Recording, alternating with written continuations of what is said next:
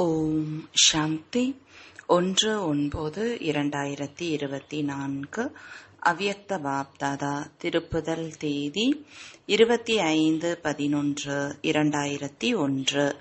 ஆசீர்வாதங்களை கொடுங்கள், ஆசீர்வாதங்களை பெறுங்கள். காரணத்தை நிவாரணமாக ஆக்கி பிரச்சனைகளுக்கு தீர்வு காணுங்கள்.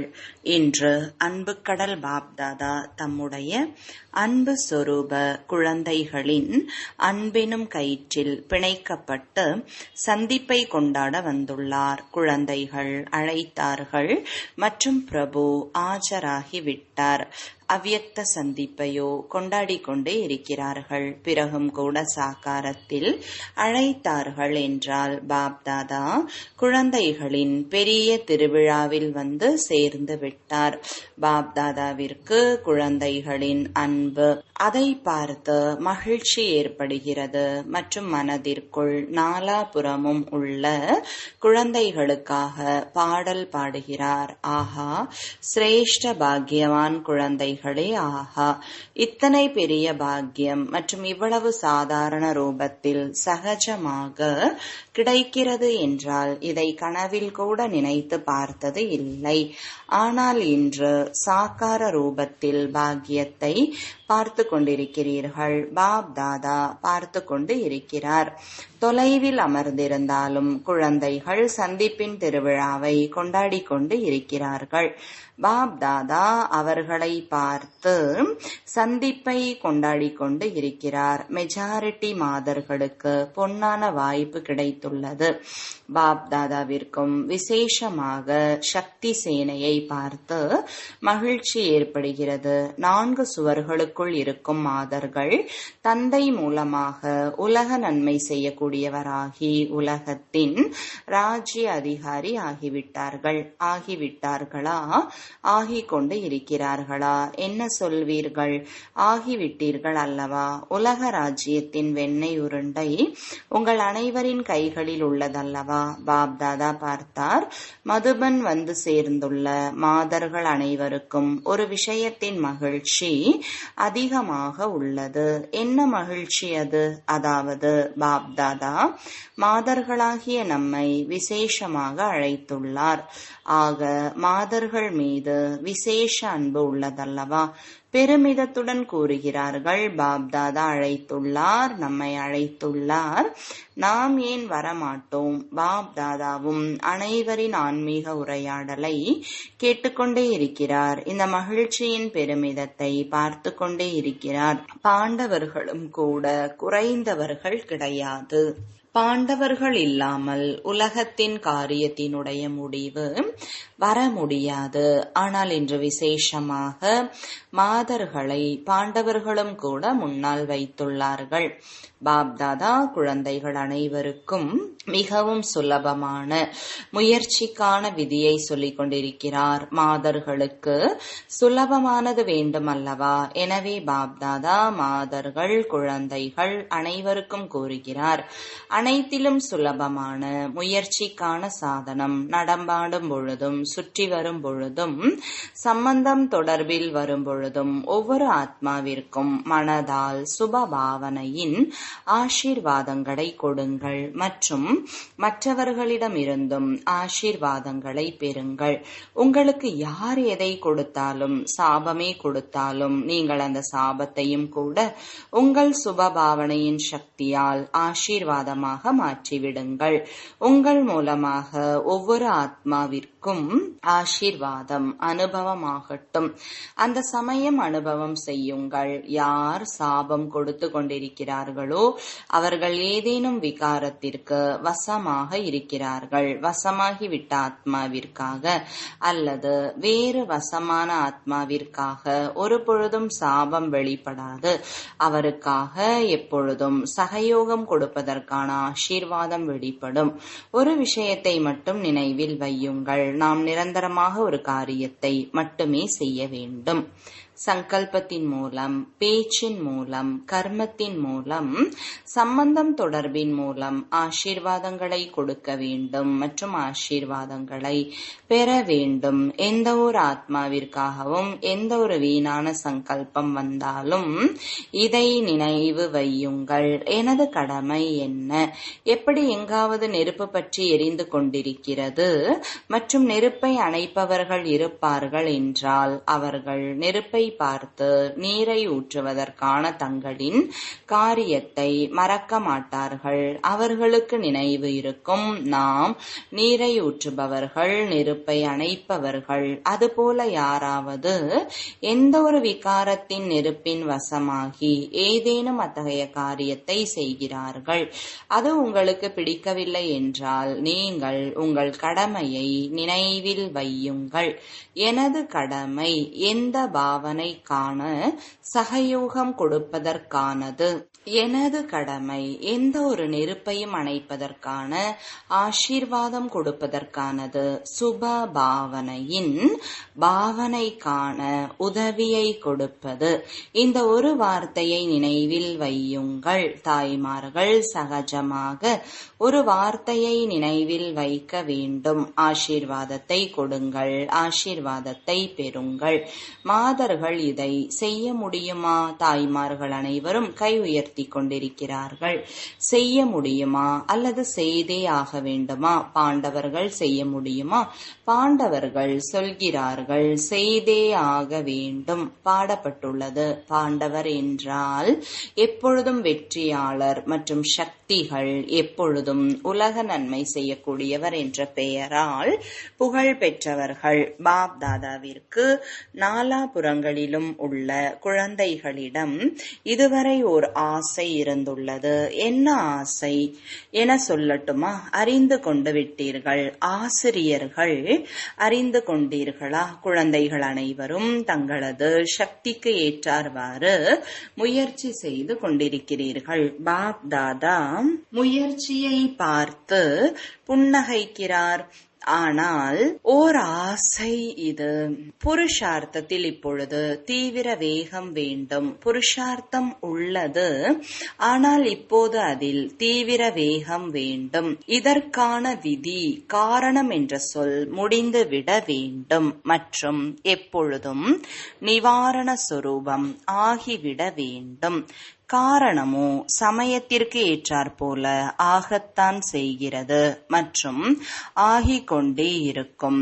ஆனால் நீங்கள் அனைவரும் நிவாரண சொரூபம் ஆகுங்கள். ஏனென்றால் குழந்தைகள் நீங்கள் அனைவரும் உலகிற்கு நிவாரணம் செய்து அனைவரையும், பெரும்பாலான ஆத்மாக்களை நிர்வாண தாமத்திற்கு அனுப்ப வேண்டும். இப்போது உலகத்தின் ஆத்மாக்கள் முக்தியை விரும்புகிறார்கள். எனவே பாபாவின் மூலம் முக்திக்கான ஆஸ்தியை கிடைக்கச் செய்வதற்கு நிமித்தமானவர்கள் நீங்கள்.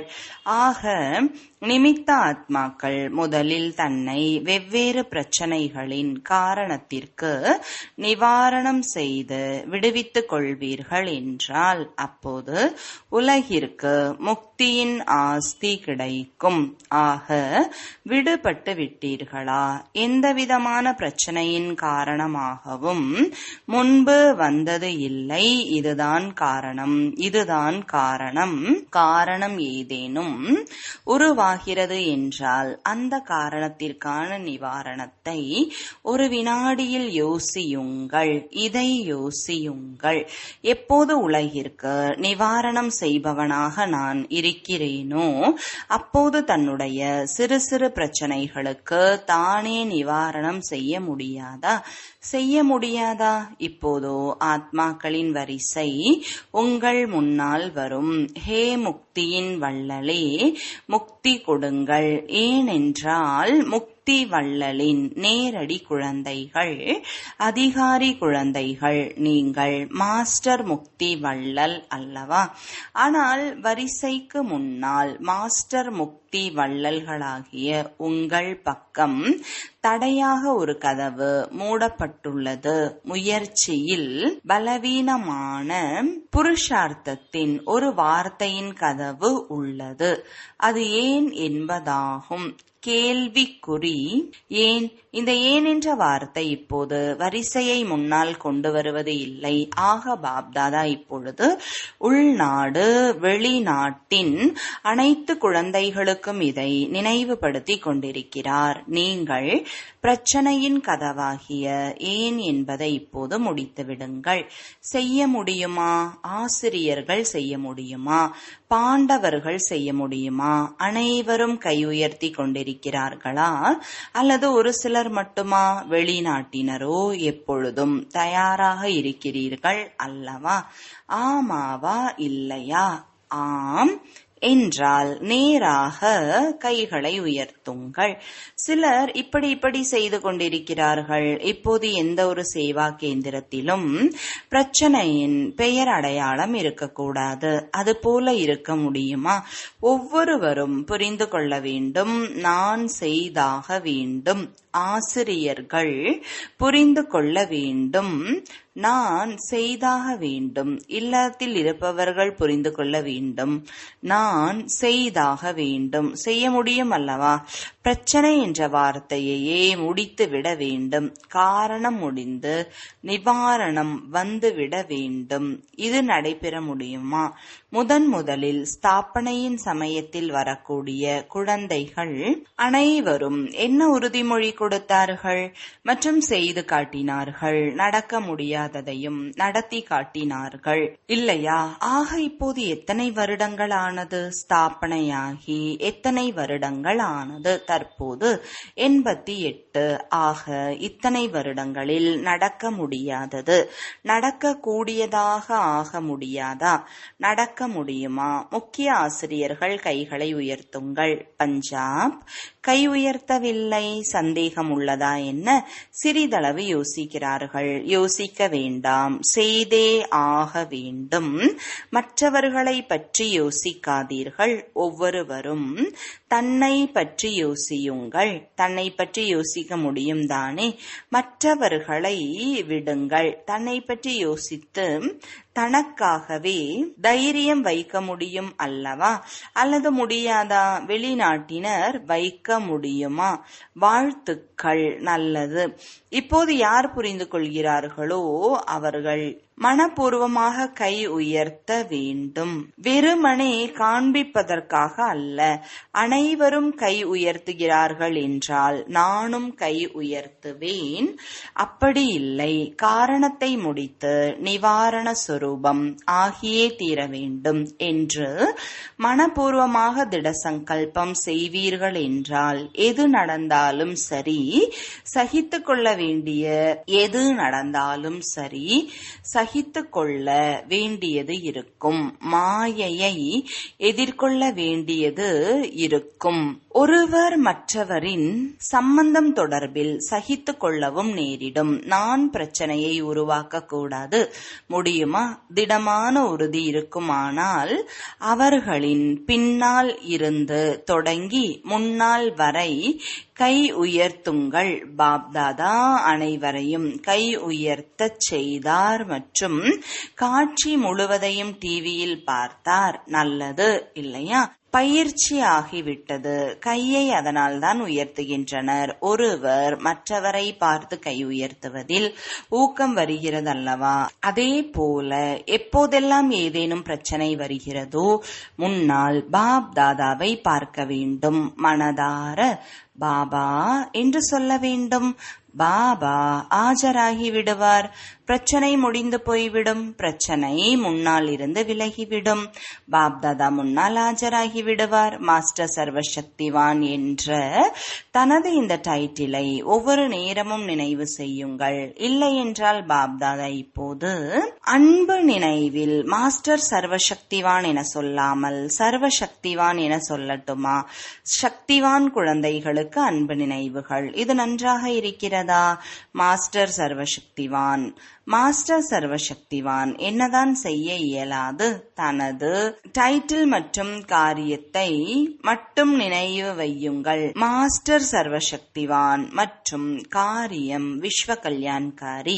ஆக எப்பொழுதும் தனது டைட்டில் மற்றும் காரியத்தை நினைவு செய்வதன் மூலம் சக்திகள் வெளிப்பட்டுவிடும். மாஸ்டர் ஆகுங்கள். கட்டளையிடுங்கள். ஒவ்வொரு சக்திக்கும் தக்க சமயத்தில் கட்டளையிடுங்கள். சக்திகளை தாரணை செய்யவும் செய்கிறீர்கள். இருந்தாலும் இது மட்டும் குறைவாகி விடுகிறது.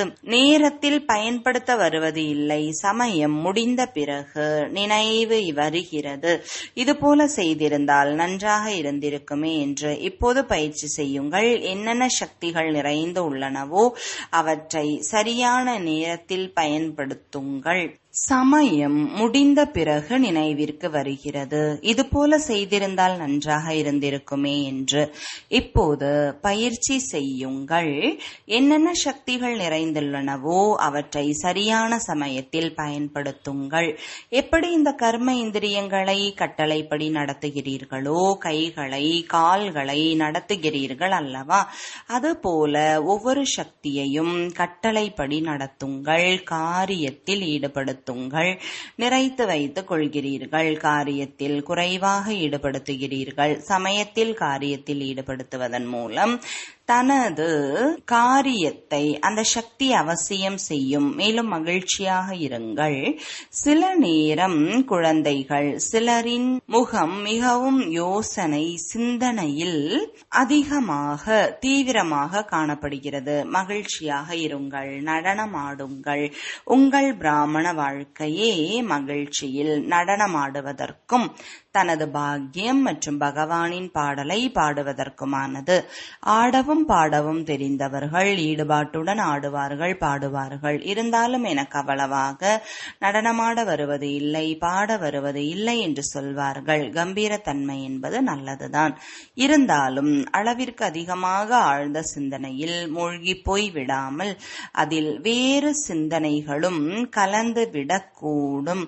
பாப் தாதா இப்போது கேட்டார், தில்லி திறப்பு விழா நடைபெற்று கொண்டு இருக்கிறது. 9 டிசம்பர் 2001 தில்லி குருகிராமில் ஓம் சாந்தி ரெட்ரீட் சென்டர் திறக்கப்பட்டது. ஆனால் பாப்தாதா இப்போது எந்த திறப்பு விழாவை பார்க்க விரும்புகிறார்? அந்த தேதியை தீர்மானம் செய்யுங்கள்.